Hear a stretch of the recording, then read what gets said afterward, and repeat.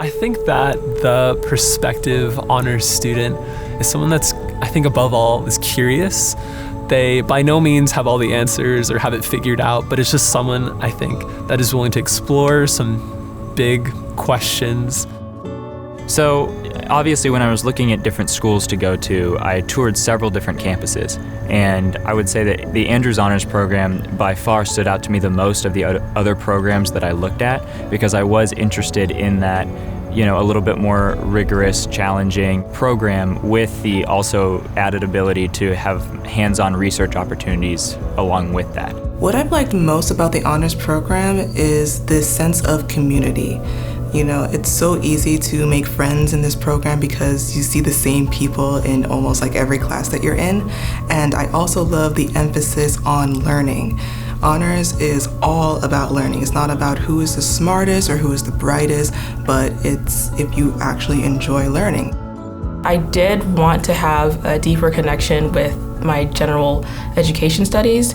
So if it was scripture that I had to study, if it was a science class or whatnot, I wanted them to be something that was practical for my life, not just something that I studied just to know.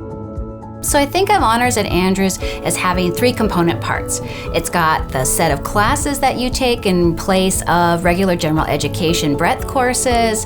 We have a really robust social activities component that's led by our student leaders. And then we have the capstone experience in honors, which is the honors thesis. And this is meant to build on all of the critical thinking, reasoning, writing, articulacy training that you do in the honors courses, but then transferred to your major field where you investigate a particular research question with a mentor in your department. The best way to illustrate how the program is interdisciplinary is the class of Western Heritage, because right off the bat, you're getting in one class history, religion, and literature all together, and not just from one professor, but from a professor who's an expert in all of those. So what does that look like? It means that we would study, say, the Protestant Reformation, we would look at art that examines humanism, and then of course all that would be grounded in the history of the period. And it provides students not only with this interdisciplinary approach, but also it encourages students to do two things that I think are really special. One, to engage with primary sources. So we're reading Martin Luther when we're thinking about the Reformation. And the other thing I think it invites students to do is to really question and dialogue. It really has students think about, what is your worldview? What have we inherited from others, but how do you reshape it? And how does this Western thought influence your life on a day-to-day? And what have you done with these pieces that you've inherited from the past? I think what is really unique to the Jan Andrews Honors Program is the way it threads faith into everything. You have this balance between academics and faith that you won't find, let's say, at another Adventist university or a secular university. What should integration of faith and learning look like in the classroom? Should it be something where the teacher gets up and does worship in the morning and then just talks about their discipline? Or should it be something that's maybe a little bit deeper? If we ask students to integrate faith by watching teachers perform integration, we haven't actually helped them bring that into part of their scholarly journey or their journey as a person. But rather, if we ask students to come alongside us and wrestle with some of these issues, that's where students can do really good work.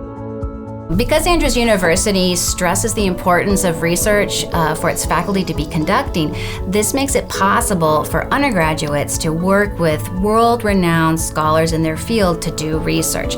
Because honors requires a thesis experience, all of our students are going to find their way to get partnered with a mentor in their major field, transfer those critical thinking skills that they were developing in our honors courses to investigations in the major, and over the course of several years usually develop a final honors thesis, a research product that they can present at national and international conferences, and that can be an on-ramp then to graduate and professional schools as well.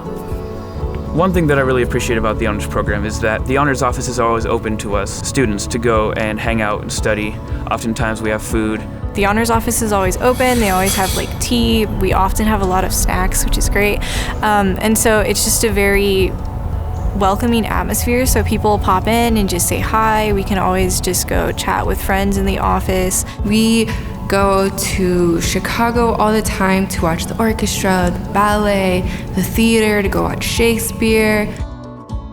So if you're someone who enjoys challenging themselves academically and really likes the idea of getting some hands-on research under your belt, then I think the honors program would be a fantastic move for you.